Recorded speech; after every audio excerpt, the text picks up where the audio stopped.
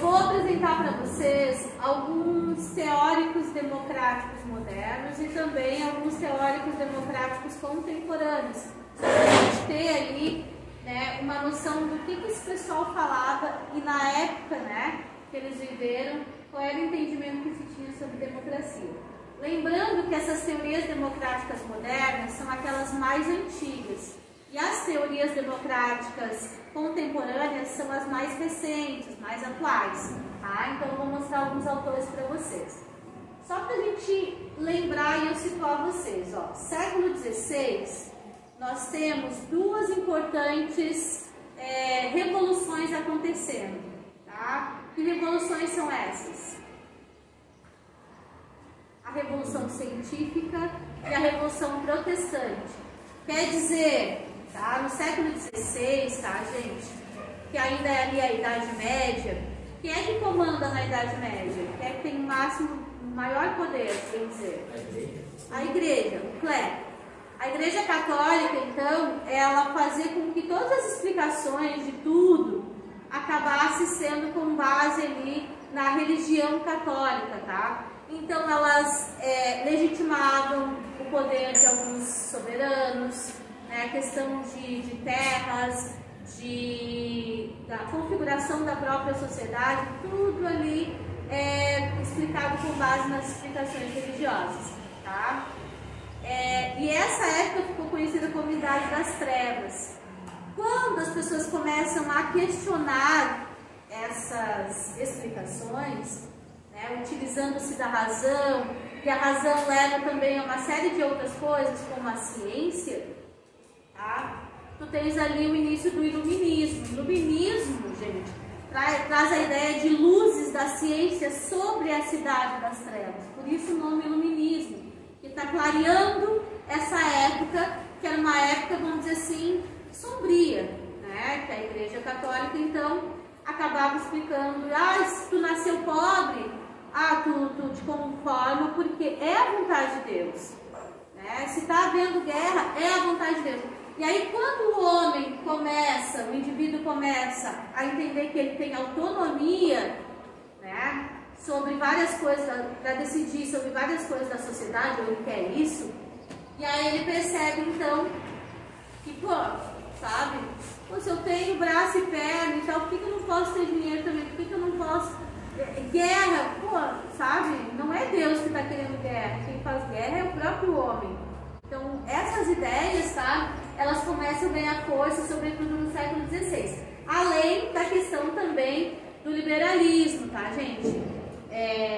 Liberalismo político, a ideia de se ter liberdade, né, para viver, para escolher, para participar, tudo isso começa então a ganhar força.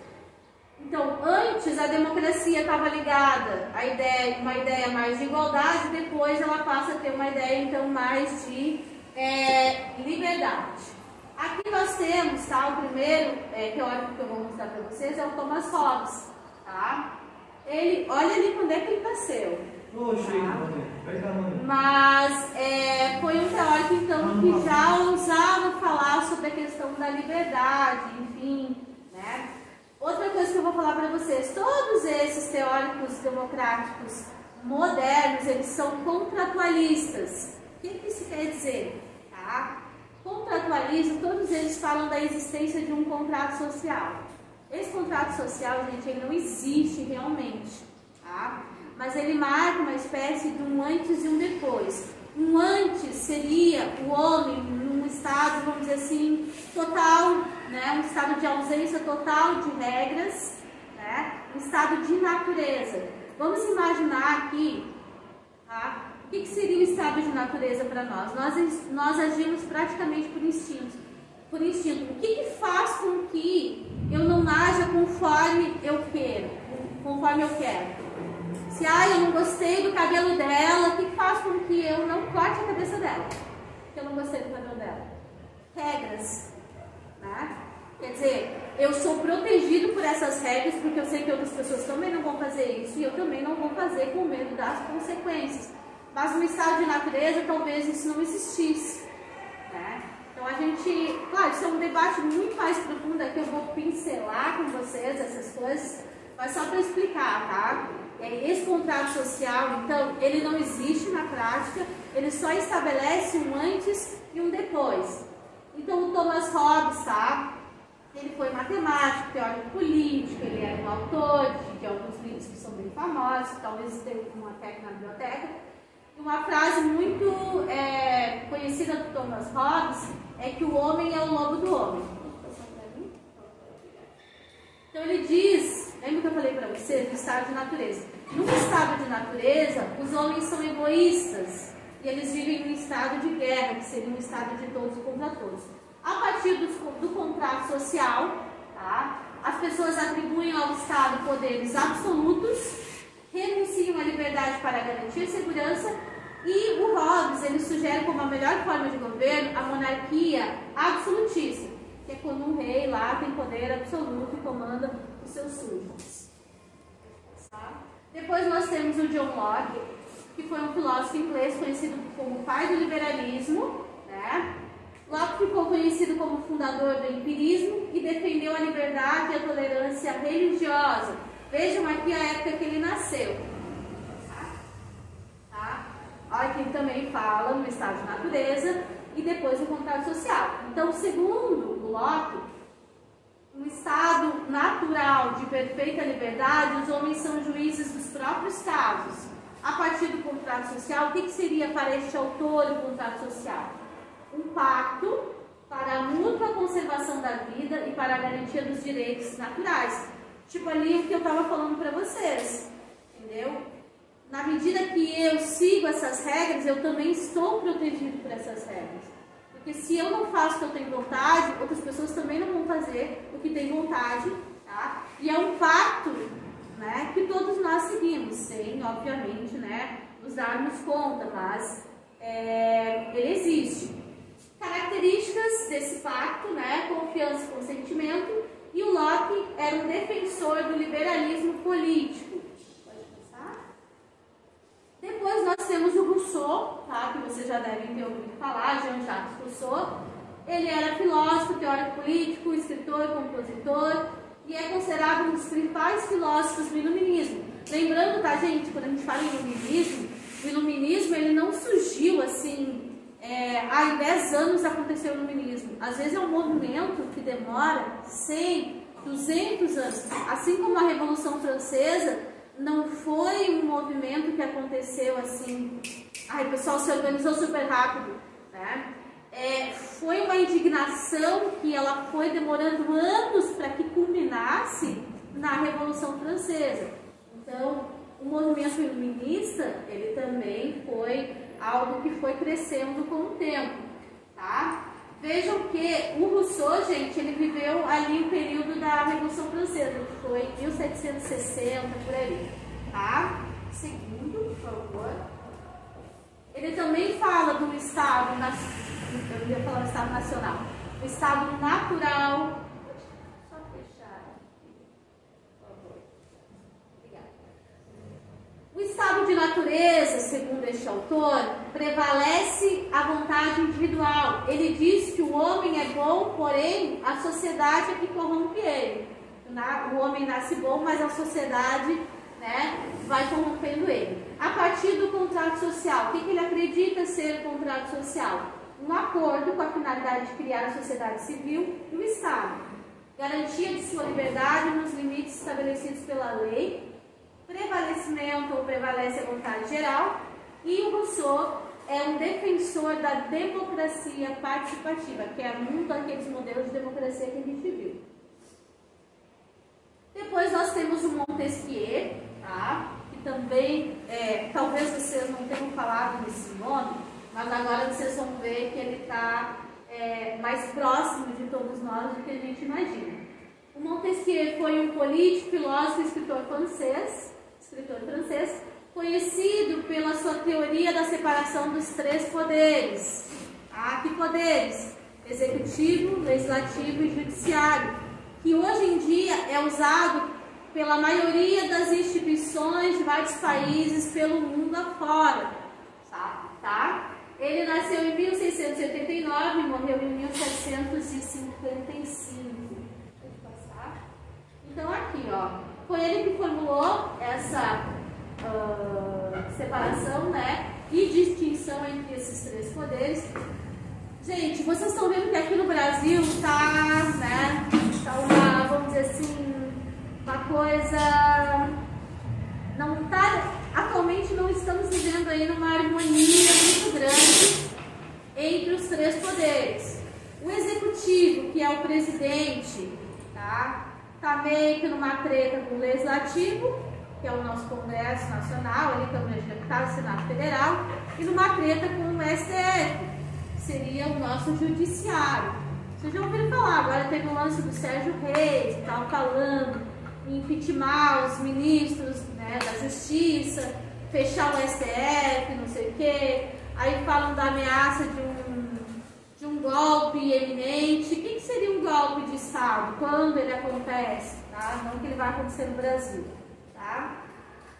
No caso, hoje, o que poderia acontecer se houvesse um golpe de Estado? É o executivo, é o presidente, né, dar um golpe no sentido de talvez tentar fechar o legislativo, tirar todos os deputados e senadores e colocar, talvez, os militares, e também acabar com o STF, ou pelo menos colocar pessoas totalmente ligadas a ele.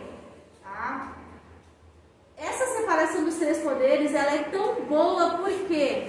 Porque ela equilibra, né? Se tu tem o executivo, o legislativo e o judiciário, muitas vezes não há excesso de nenhum desses poderes, porque um fica lá meio que fiscalizando o outro. Quer dizer, o executivo não se excede porque o judiciário e o legislativo estão ali em cima, o legislativo não se excede também porque os outros poderes, e mesma coisa o judiciário. Tá? Quando não há harmonia entre os três, complica, tá? Mas não quer dizer que aqui no Brasil vai acontecer isso. Mas se fala num golpe e tal, não sei o quê, não sabemos, esperamos que, obviamente, isso não aconteça, tá, gente? Então, Montesquieu também acreditava que a combinação desses três poderes permitiria ordenar e controlar a infinita multiplicidade e diversidade de formas de Estado existentes. Tá? Porque, não sei se vocês lembram lá quando a gente estudou parlamentarismo, presidencialismo. Lembra? Então aqui é interessante porque lá, por exemplo, no parlamentarismo você vota no legislativo e da maioria legislativa vai nascer o executivo. Tá? No presidencialismo você vota no executivo, escolhe um, e vota no legislativo e escolhe os outros. Só um pouquinho para pegar o Cauê, tá? Cauê? Posso falar com você? Sim. Certo? Pode passar para mim, por favor. Bom, pessoal, as teorias democráticas contemporâneas, como eu falei, são aquelas teorias democráticas mais recentes, tá? Mais atuais. Então, elas começam a ganhar força, sobretudo no século XIX, tá? Com o debate entre essas duas ideias, aqui, o liberalismo, que de certa forma representa o capitalismo, e o socialismo. Então, aqui eu coloquei algumas características do liberalismo. O liberalismo, pessoal, defende a limitação dos poderes governamentais, defende a proteção dos direitos econômicos, políticos, religiosos e intelectuais e, segundo, teoria, defenderia a verdadeira liberdade, e isso aconteceria com uma menor interferência do Estado, ao contrário, tá, do modelo socialista, que tem uma maior interferência do Estado, né? Tu não limita, né, alguns poderes governamentais, porque o Estado ele vai gerir, ele vai direcionar a questão econômica, política e por aí vai, tá? Mas esse debate também não é para hoje. Vamos seguindo. Então, o primeiro teórico que nós temos é o Benjamin Constant, tá? Ele viveu a Revolução Francesa, ele foi um defensor da liberdade das pessoas.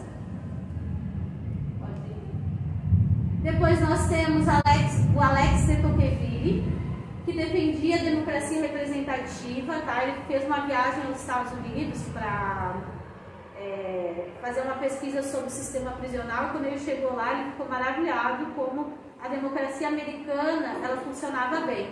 Tá? Então, o Alexis de Tocqueville defendeu a liberdade individual e a igualdade na política, sendo os dois conceitos para ele inseparáveis. Depois temos o Stuart Mill. O Stuart Mill, gente, ele formulou uma teoria que ele chama de princípio do dano, tá? Onde ele diz que cada pessoa tem o direito de agir desde que as suas ações não façam mal, não prejudiquem as outras pessoas, tá? Ele também, o nome dessa teoria era princípio do dano. Ele também lutou pelo voto feminino. Sufrágio, gente, quer dizer voto, tá? Numa época, gente, que as pessoas não entendiam, principalmente os homens e muitas mulheres, por que algumas mulheres queriam votar, tá? Mas por que as mulheres queriam votar? Porque elas não tinham uma série de direitos. Quando tu vota políticos, né, e outras pessoas que olham por ti, começa a mudar inclusive as leis, né, dos países e começam então a dar mais direito para essas mulheres, tá? Tem um filme depois que eu vou indicar para vocês, o nome do filme é As Sufragistas, que fala, tá, sobre a luta do voto das mulheres ali na Europa, provavelmente por essa época. You work at the Glass House Laundry? I was born there. Part-time washer at 7. Full-time from when I was 12.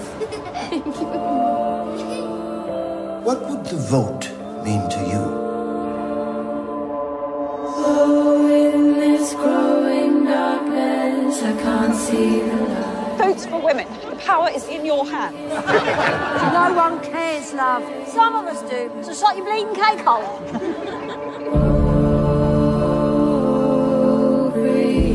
All my life, I've been respectful. Done what men told me.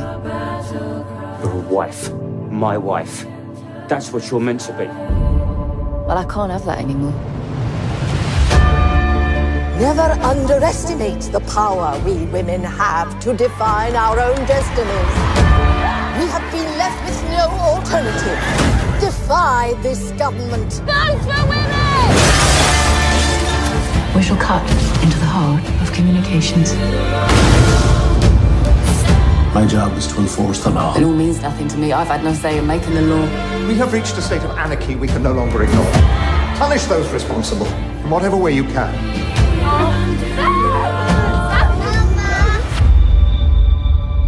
We'll stop you. What are you gonna do? Lock us all up? We're in every home. We're half the human race. You can't stop us all.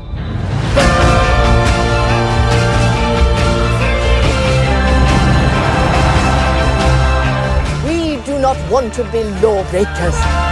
We want to be lawmakers.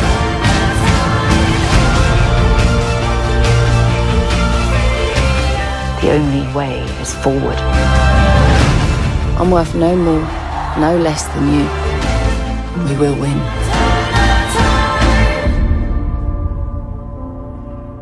Never surrender. Never give up the fight.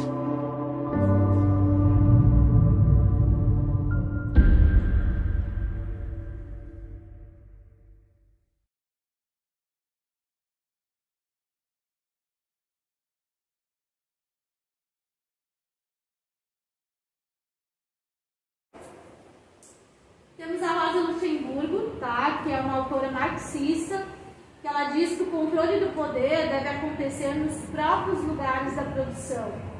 E o protagonista é o trabalhador real e não o cidadão abstrato da democracia formal. Tá? O Robert Dahl, tá? Que é um autor, ó, bem mais recente, né? Morreu com 99 anos. Para este autor, definir como a democracia se concretiza no dia a dia é muito mais importante do que afirmar como ela deve ser. Então, às vezes tu tem um determinado país, um modelo de democracia, no papel diz, a democracia é o poder que emana do povo. Mas na prática, a gente vê isso acontecendo? Não. Então ele diz que, na verdade, a democracia ela é muito mais, tu tem que definir muito mais ela do jeito que ela é, do que o jeito que ela se diz ser. O Matt Pearson, tá, gente? Ele afirma que a liberdade e o desenvolvimento individual só podem ser alcançados por uma atuação direta e contínua dos cidadãos.